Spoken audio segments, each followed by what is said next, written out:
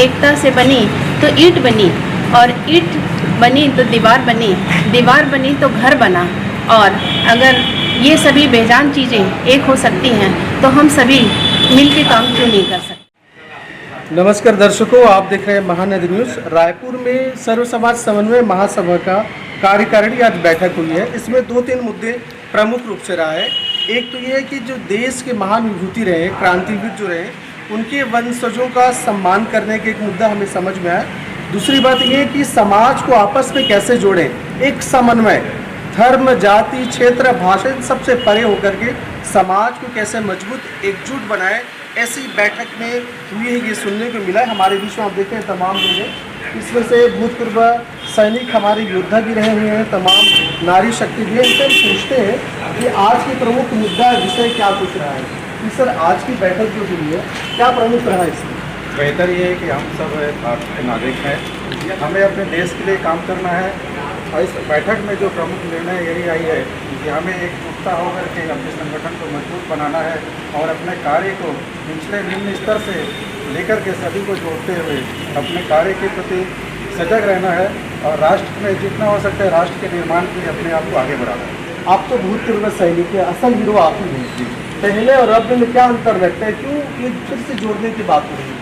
हम लोग एक्चुअली पूरे अपने लाइफ जो है आर्मी शिक्षा के उपरांत हमने अपने आर्मी में किसी ने 15 साल, 20 साल, 30 साल तक की सर्विस देते हैं। हम लोग समाज से, हम लोग राष्ट्र को देखते हुए, हम भारत के देश के नागरिक होते हैं, उसके सैनिक होते हैं, तो हमारे प्रति एक जाति धर्म वाली भावना नहीं होती। बिल्कुल हम पूरे धर्म को एक मानते हुए, जिसमें हम सभी समाज के लोग एक साथ मिलकर के सैनिक एक ही रूप से ट्रेनिंग लेते हैं, शिक्षा ग्रहण करते हैं और अपने कार्य को सारे मिलजुल करके अपने देश के लिए, सुरक्षा के लिए काम करते हैं।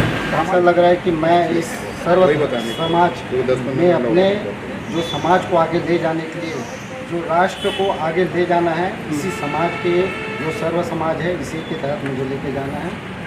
जी, आप लोगों का एक रणनीति बन रही थी जिसमें तमाम क्रांतिवीरों के वंशजों को सम्मान दें, क्या कुछ उसमें रणनीति और कब होना है? सर, हमारा कार्यक्रम है 25 जून को वृंदावन हॉल में रखे हैं, जिसमें क्रांतिकारियों के वंशज को हम छत्तीसगढ़ का ये पहला कार्यक्रम हुआ कि जिसमें हम सम्मान समारोह करने जा रहे हैं। और आज का हमारा जो ये विषय था, बहुत ही गौरवान्वित अपने को महसूस करती हूँ कि ये जो हमारे सैनिक हैं, पूर्व सैनिक हैं, जो देश की रक्षा करते हुए आज रिटायर होने के बाद में फिर से सर्व समाज समन्वय महासभा के साथ मिलकर काम करना चाहते हैं। इसमें मैं सिर्फ 4 लाइन ये कहना चाहती हूँ कि एकता मिट्टी से बनी, मिट्टी एकता से बनी तो ईंट बनी, और ईंट बनी तो दीवार बनी, दीवार बनी तो घर बना। और अगर ये सभी बेजान चीज़ें एक हो सकती हैं तो हम सभी मिलकर काम क्यों नहीं कर सकते। बहुत बढ़िया, एकता की ताकत, संगठन, इस पर बात कर रहे हैं। सर, दिमाग में ऐसा कैसे आया कि छत्तीसगढ़ में वंशजों को सम्मान दें? क्या सम्मान की कमी हो रही है कहीं?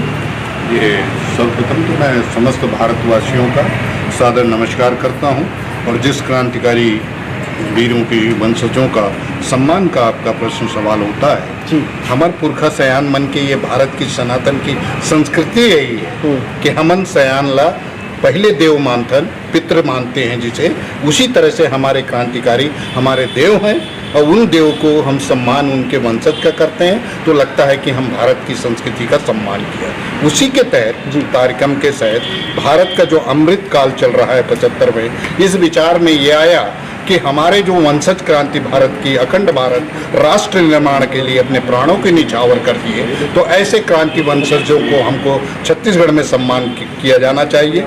इसमें सर्व समाज समन्वय महासभा ने सर्वसम्मति से निर्णय लिया कि हम ऐसे क्रांतिकारी महापुरुषों का सम्मान करेंगे, और उसी के तहत 25 जून को रायपुर वृंदावन हॉल में यह कार्यक्रम प्रायोजित किया गया है। इसमें राष्ट्रीय, अंतर्राष्ट्रीय ख्याति प्राप्त और सभी समाज और सभी संस्थाएं के द्वारा उनका सम्मान किया जाएगा, और छत्तीसगढ़ महतारी की भूइयां पे और भारत माता के नारों के साथ अखंड भारत की और राष्ट्र निर्माण की जो हमारी कल्पना है, परिकल्पना है, हमारे सयान पुरखा मल्ला ओला जोड़े के पूरा प्रयास करें यही, और यही संकल्प के साथ अपना कार्यक्रम करें। तो दर्शकों, आप देख रहे हैं ये तमाम लोग हैं, कर्मठ हैं, सक्रिय हैं। हमारे बीच में भूतपूर्व असम सेना भी शामिल थे, सब एकजुट हो रहे हैं और सर्व समाज समन्वय बैनर तले समाज को आपस में जोड़ने का, जो खाई है उसे मिटाने का लगातार कार्य जारी। आप देखना होगा कि 25 जून में जिस तरीके से क्रांतिकारियों के जो वंशज आएंगे उनका अभूतपूर्व सम्मान होगा, सच में देखते बनेगा और ये छत्तीसगढ़ की इस पावन धरती पर अनूठा होगा। वो कड़ी, वो दृश्य भी हम आपके सामने दिखाएंगे। तब तक बने रहे हमारे साथ। महानदी न्यूज़। जय हिंद, जय छत्तीसगढ़।